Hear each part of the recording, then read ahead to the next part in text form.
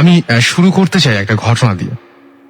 আর যে ঘটনাটা পাঠিয়েছেন তার নাম হচ্ছে নীর হাসান, এবং নীর হাসান বলছেন যে হিজ ফ্রম চিটাগং, এবং তিনি বলেছেন যে আমি আজ আপনাদের যে কথাটা বলবো সেটা পুরোপুরি অবিশ্বাস্য একটা কথা। আমি জানি আমার বলা কথাগুলো কেউ বিশ্বাস করবে না, এবং সেটাই স্বাভাবিক, বাট করার কিছুই নেই, কাজ আমি জানি আমি কিসের ভেতর আছি। ওকে, এখন আসল কথায় আসি। শুরুতেই বলে রাখি আমি ভালো নেই।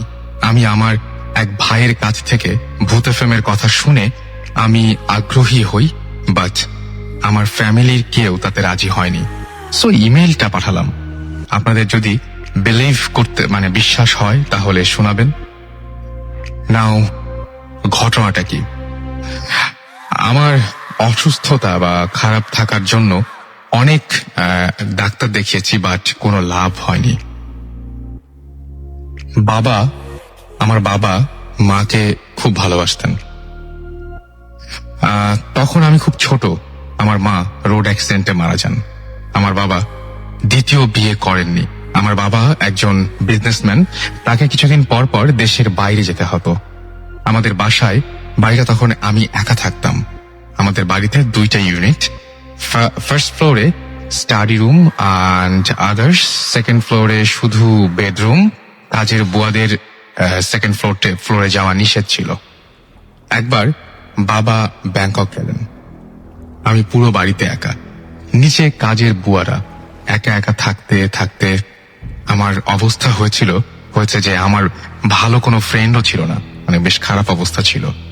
কারোর সাথে মিশতে পারতাম না, সারাক্ষণ একা একা থাকতাম আর কল্পনায় ফ্রেন্ড বানিয়ে খেলতাম।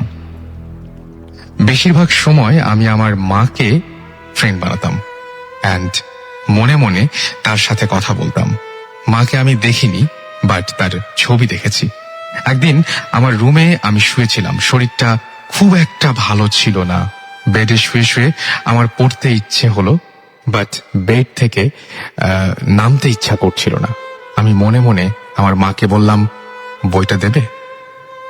আমি একটু পরে দেখি আমার মৃত মা আমার দরজা খুলে রুমে আসলেন এবং আমাকে বইটা দিলেন। আমি তখন কোনো কথা বলতে পারছিলাম না, বাট আমি একটুও ভয় পেলাম না। মা আসলেন, বইটা দিলেন, চলে গেলেন। আমি কাউকে কিচ্ছু বলিনি। কিছুদিন পর বাবা তখনও আসেনি, আমি ঘুমিয়েছিলাম।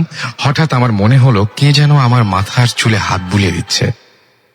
তাকে দেখি আমার মা। আমি ভয় পেলাম না, মাকে বললাম, মা তুমি কেমন আছো? তিনি কোনো কথা না বলে চলে গেলেন। বেসিক্যালি এই হচ্ছে ঘটনা, এবং হাসানের সাথে এই ঘটনাই ঘটছে। নীর হাসান চিটাগং থেকে লিখেছেন, এবং তিনি ভালো নেই, তার মাকে তিনি মিস করেন। আমার যেটা মনে হচ্ছে যে তার মার সাথে তার যে বন্ধুত্ব এবং তার মাকে দেখতে চাওয়ার যে আকুলতা, সেটা থেকেও তিনি বেরিয়ে আসতে পারছেন না। আবার মাকে ঠিক এইভাবে দেখতেও তার খুব অস্বাভাবিক লাগছে। ঘটনাটা এরকমই।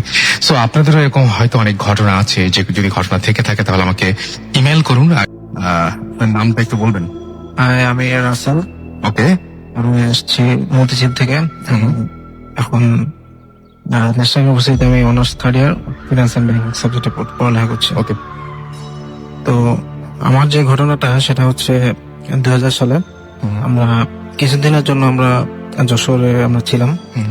তো সেখানে আমরা যে বাসাটাতে থাকতাম, ওই বাসাটা ছিল 4 তলা। আমাদের বাসার সামনে একটা মাঠ ছিল, এবং মাঠের এক সাইডে মাঠের ডান সাইডে আমাদের একটা পরিত্যক্ত একটা অনেক পুরানো একটা বাসা ছিল, যেখানে কেউ থাকতো না, অনেক পুরানো। আমরা প্রথম থেকেই ওটা দেখে আসছি আর কি।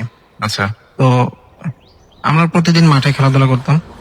তো মাঠে খেলাধুলা করার মধ্যে খেলা যখন শেষ হয়ে যেত বিকাল টাইমে, তখন আমরা এক্সট্রা টাইমে আমরা অনেক সময় ফ্রেন্ডসরা মিলে আর কি অনেক গোল্লা ছুট, তারপর টিলস প্রেস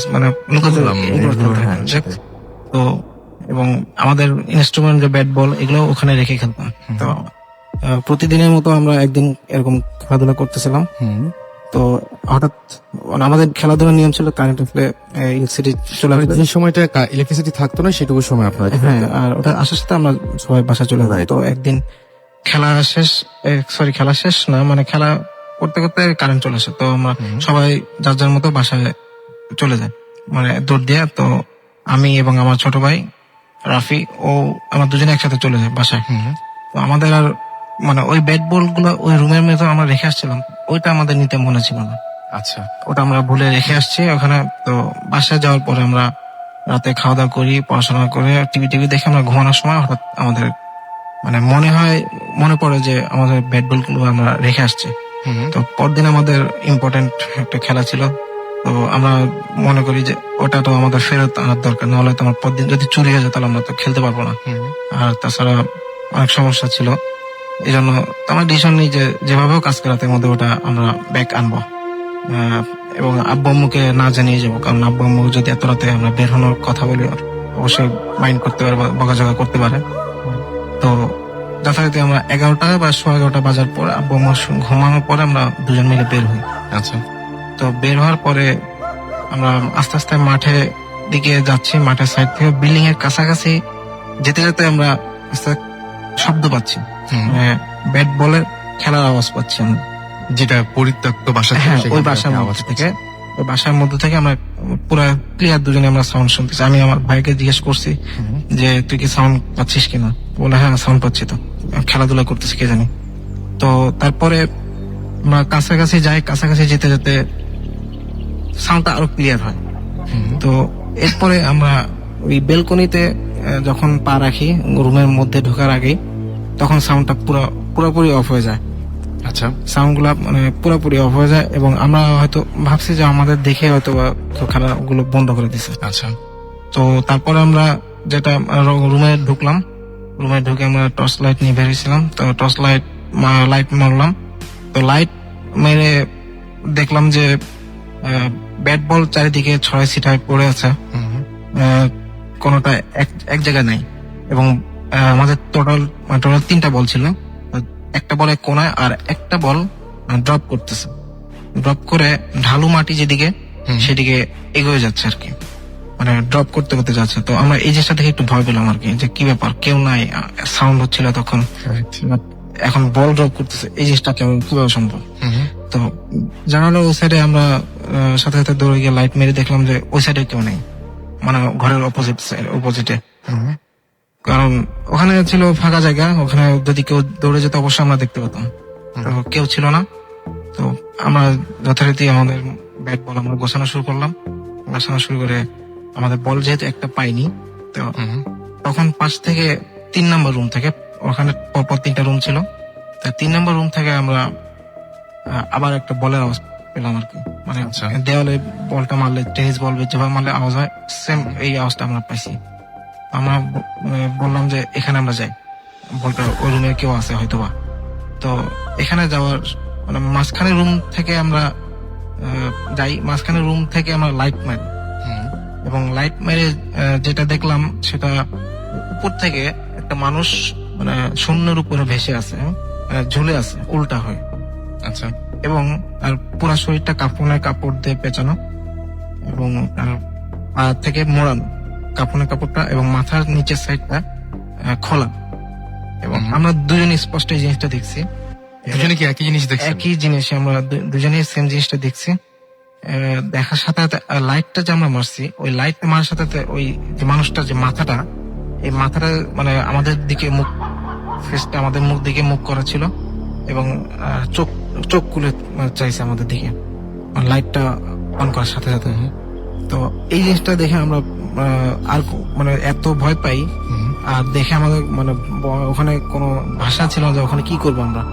আশেপাশে তেমন বাসা বাড়ি নাই, চিৎকার করে তো কোনো লাভ নেই। আমরা দুজনেই ব্যাট বল ফেলে এক দৌড়ে আমরা মানে একদম যেভাবে পারছি আমরা যেভাবে দৌড়ে এক দৌড়ে আমরা বাসার মধ্যে ঢুকে গেছি। মানে দরজাটা খোলা ছিল, আমরা খুলে বের হয়েছিলাম। তো ঢুকে আমরা আব্বু আম্মুকে মানে জায়গায় তুলি এবং ঘটনা বলি। তখন আব্বু আম্মু আমাদেরকে আস্তে আস্তে ঠান্ডা পানি খাওয়ায়, দোয়া দুধ করে মানে আমাদের স্বাভাবিক করে আর কি।